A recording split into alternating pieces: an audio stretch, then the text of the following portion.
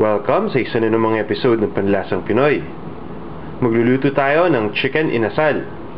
Ito yung mga ingredients na gagamitin natin. Chicken, lemongrass or dahon ng tanglad, atsuete oil or annatto oil, garlic, ginger, brown sugar, lemon or calamansi juice, lemon lime soda, margarine, coconut vinegar, salt, and ground black pepper. Umpisa na natin ang paggawa ng chicken inasal. First step, kailangan nating ilagay yung chicken sa isang ziplock or sa isang malaking bowl. Then, i-combine natin yung lemongrass or dahon ng tanglad, yung luya, yung bawang,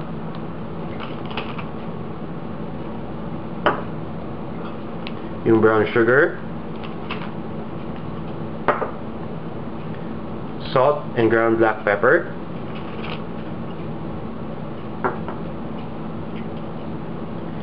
yung lemon or calamansi juice. Ito yung pinagpigaan.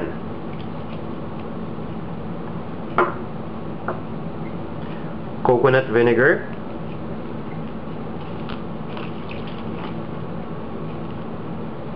at yung lemon lime soda.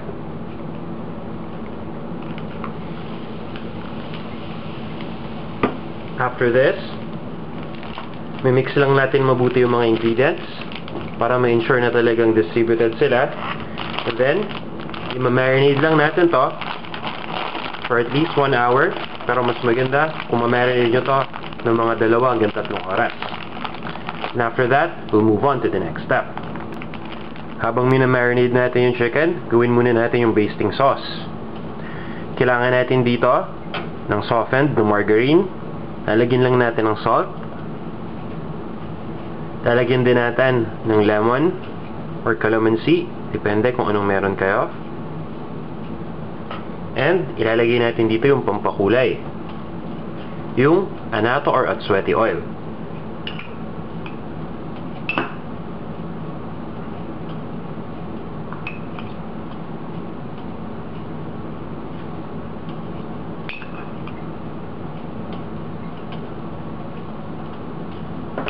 After nating makombine, hahaluin lang natin ito mabuti. Then later, ito yung gagamitin nating basting sauce habang iniihaw natin yung manok.